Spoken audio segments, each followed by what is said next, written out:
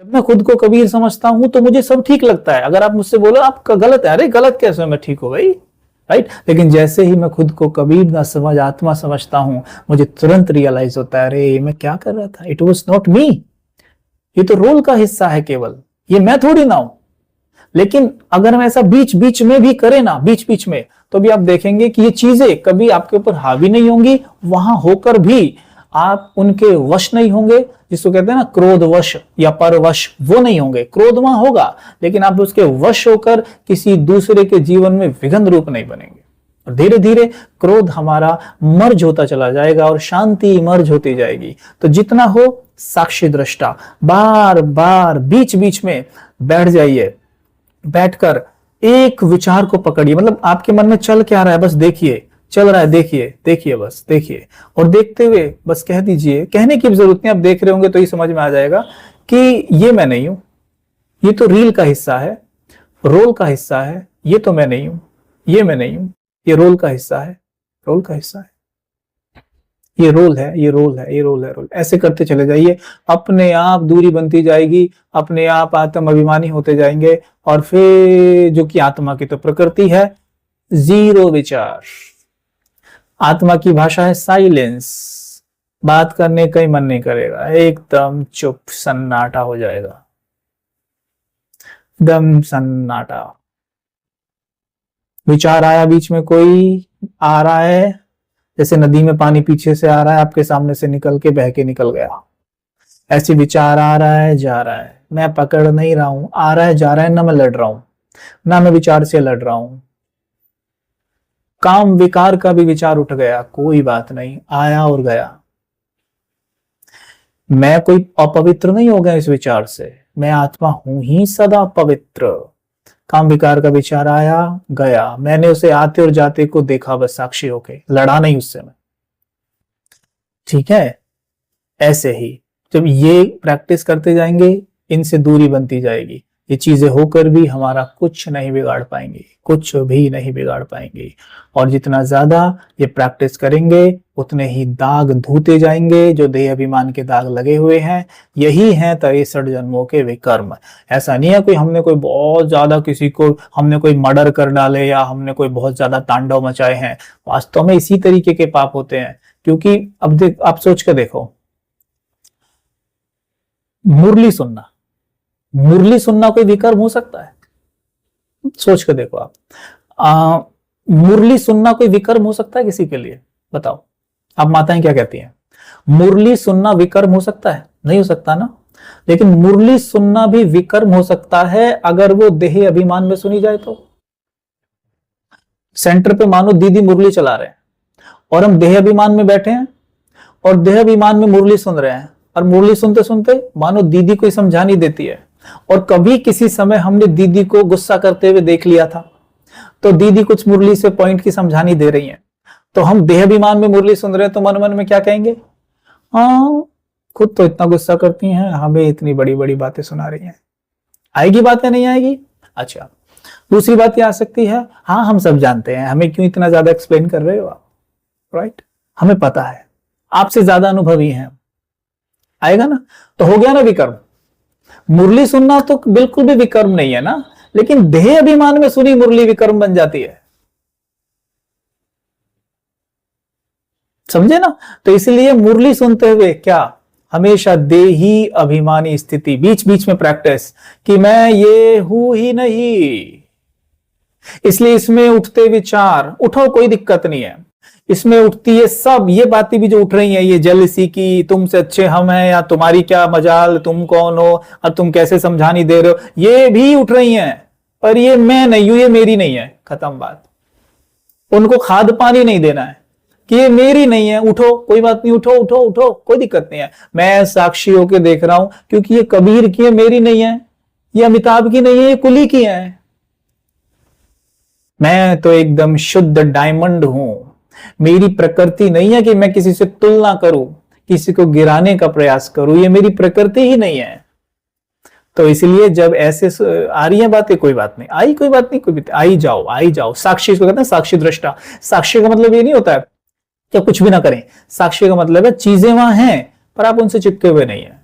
जैसे अमिताभ जी कुली का role play कर रहे हैं, लेकिन कुली के रोल से साक्षी हैं, खुद को कुली नहीं समझ रहे हैं वो। ऐसे ही मैं कबीर का रोल प्ले करते हुए इस रोल से साक्षी। मान लीजिए कि आप आत्मा टीचर का रोल प्ले कर रहे हो, तो टीचर के रोल के जो भी धर्म है वो तो सब आपको निभाने पड़ेंगे। अगर कभी कभार आपको बच्चे को किसी ऐसी परिस्थिति हो जाए कि जहां पर प्यार से समझाने काम नहीं कर रही, तो एक टीचर बच्चे को आंखें भी दिखा सकता है। वो टीचर का वो धर्म वो आंखें भी दिखाएगा, लेकिन सोचो कि वो आंखें दिखाने के बाद ये सोच में पड़ जाए, अरे मैं तो रोज मुरली सुनता हूं, मैंने आंखें दिखा दी, हाय मैंने कितना बड़ा पाप कर दिया, मैं तो अपवित्र हो गया, मैं तो पतित बन गया, मैंने क्या कर दिया। तो उल्टी सीढ़ी चढ़ गया खुद। अब इसको हम आत्म अभिमान स्थिति कहेंगे किसी भी हाल में। क्या आत्मा की प्रकृति है गिल्ट करना? क्या आत्मा की प्रकृति है रोना? या आत्मा की प्रकृति है पश्चाताप करना? नहीं, ये भी देह अभिमान हो गया। तो आंखें दिखाई और मन में आया तुरंत एकदम साक्षी होकर देखो कि ये रोल का हिस्सा था, मैं एक शुद्ध और पवित्र आत्मा हूं। अब यहां पे लोगों के मन में ये भी चल सकता है, ऐसे तो भाई जी हम किसी का मर्डर कर दें और मर्डर करके बस साक्षी होकर देखने लग जाएं। एक बात, आत्मा की प्रकृति क्या है? आत्मा की प्रकृति है शुद्धता और पवित्रता। जितना ज्यादा हम शुद्धता आत्म अभिमानी स्थिति में ठहरने का अभ्यास करेंगे, उतना ज्यादा जितने भी नेगेटिव रोल हैं वो अपने आप ही मर्ज होने की कगार पे आ जाएंगे। जैसे एक चरित्रवान कलाकार इतना तक तो एक्ट कर सकता है कि वो एक्ट के अंदर किसी को चांटा मार दे या अपशब्द बोल दे, लेकिन एक चरित्रवान कलाकार कभी भी ऐसा एक्ट तो नहीं करेगा जिसमें उसे अपने वस्त्र ही उतारने पड़ जाएं, जिसे हम गंदी मूवीज पिक्चर्स भी कहते हैं, राइट। तो ऐसे यहां पे है, जितना ज्यादा हम आत्म अभिमानी स्थिति में रहेंगे उतना ही ज्यादा हम देखेंगे कि नकारात्मक और नेगेटिव जितने भी रोल हैं वो मर्ज हो रहे हैं। अब पहले इतना गुस्सा आता था ना, अब इतना आने लगा है, अब इतना होने लगा है। पहले बेटे की नौकरी नहीं लग रही या बेटे ने मेरी बात नहीं मानी तो मैं इतनी दुखी और परेशान हो जाती थी। अब भी बेटा तो सेम ही हरकत कर रहा है, लेकिन अब मैं बहुत कम डिस्टर्ब होने लगी हूं, क्योंकि मैं आत्म अभिमानी स्थिति में रहती हूं और मैं खुद को बार बार कहती हूं कि मैं मां नहीं हूं, मैं मां का रोल प्ले कर रही हूं। और ये भी बेटा नहीं है, बेटे का रोल प्ले कर रहा है। ये जो हम कहते हैं ना, भाई जी मेरा बेटा ऐसा करता है, मेरा बेटा वैसा करता है, उस आत्मा को यही लाइनें मिली हैं ड्रामानुसार।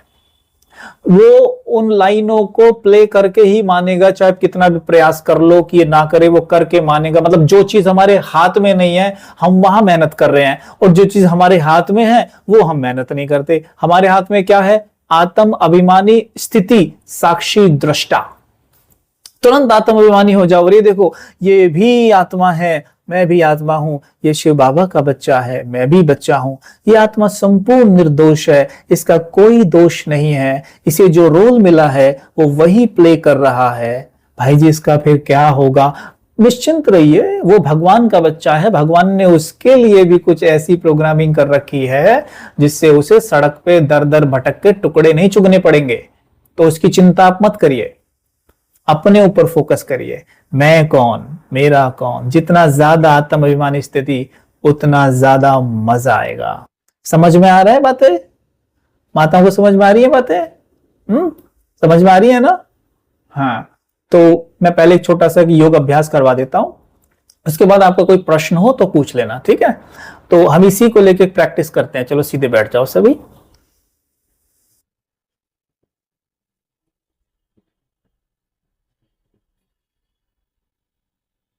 3 बार गहरी सांसें लेना है सीधे बैठकर। सांसें आ रही हैं, सांसें जा रही हैं। इन सांसों को आते और जाते कोई देख रहा है। जो देख रहा है वही मैं हूं। सांसों को आते जाते जो देख रहा है वही मैं हूं।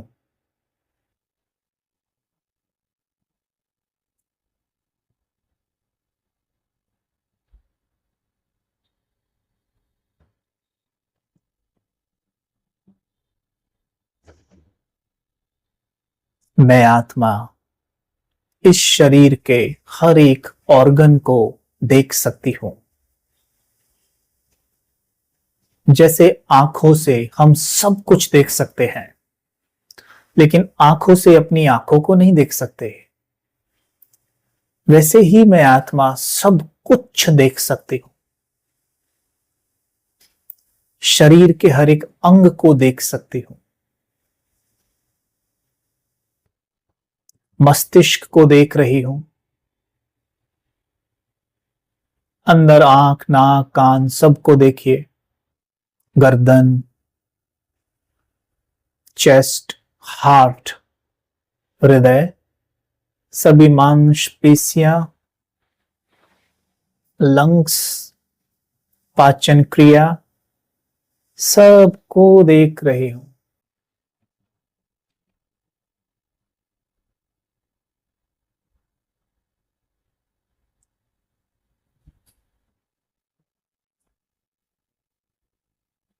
ये देखना ही इन सभी ऑर्गन्स को सकाश देना है।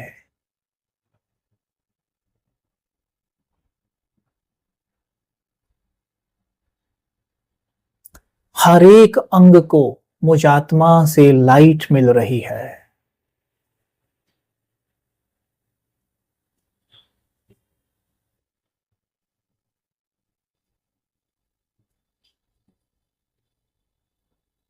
जैसे बल्ब की लाइट पूरे कमरे में फैलती है, वैसे आत्मा की लाइट पूरे शरीर में फैल रही है।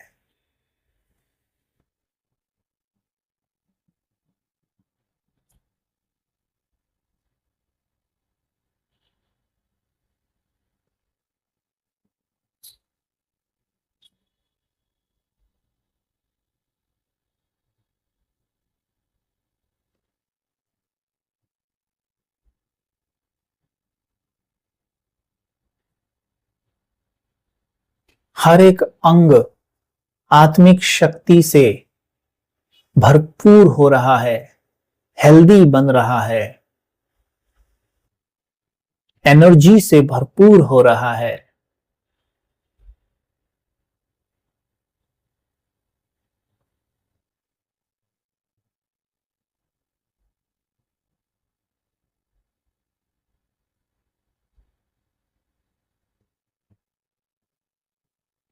अब मैं आत्मा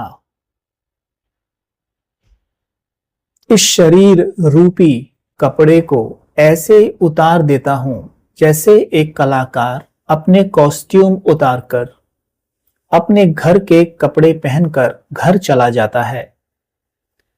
वैसे ही ये रोल के कपड़े उतारकर मैं आत्मा चमकीले कपड़े पहनकर, जो कि मेरे घर के कपड़े हैं, पहनकर उड़ चलता हूं मैं फरिश्ता घर की तरफ।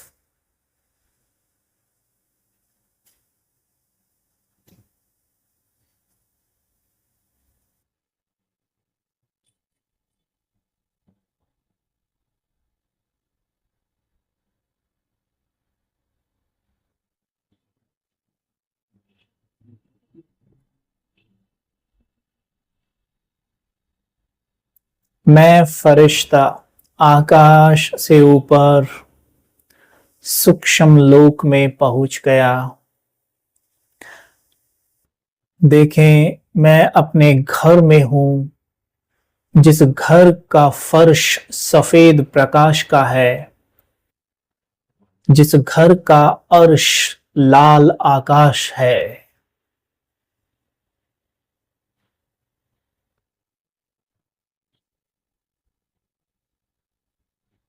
मैं फरिश्ता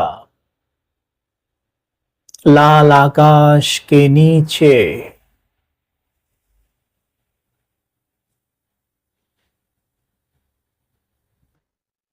मेरे सर के ऊपर परम धाम से पवित्रता की शीतल फव्वारें पड़ रही हैं।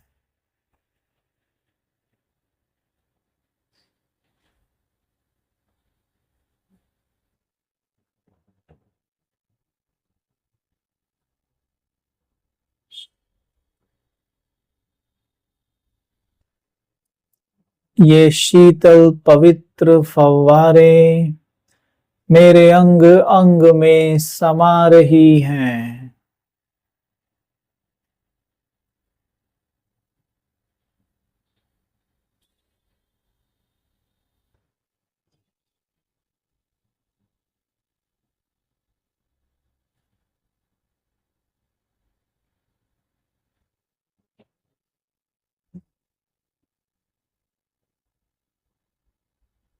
मेरा अंग अंग शीतल है। मैं भगवान का फरिश्ता हूं।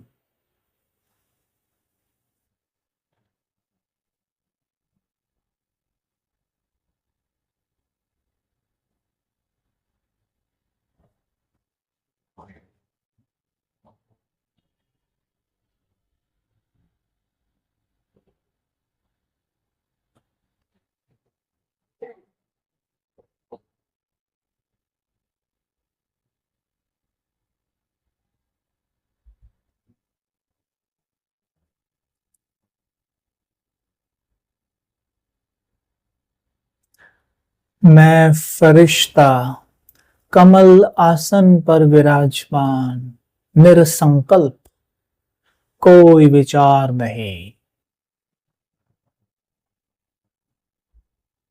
कोई विचार बीच में आता है, कहें ये मेरा विचार नहीं है, ये रोल का विचार है।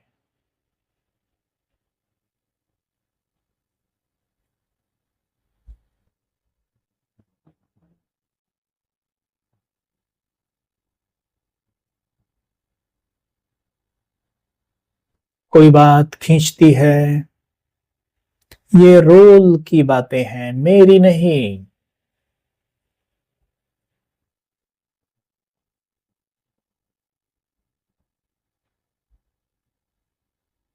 शरीर की बीमारी खींचती है, कहें ये शरीर की बीमारी है, मेरी नहीं।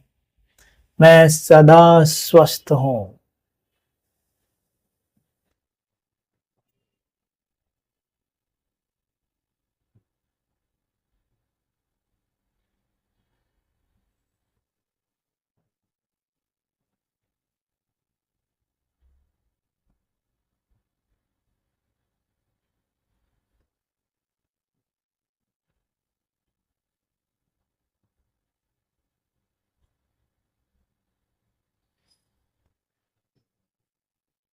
मन में विचार आए, आने दो और जाने दो।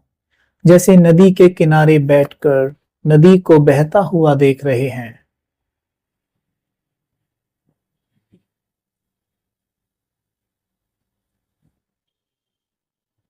नदी के किनारे जो बैठा है वो मैं हूं, और बहती नदी ये रोल है, बस देख रहे हैं इसे।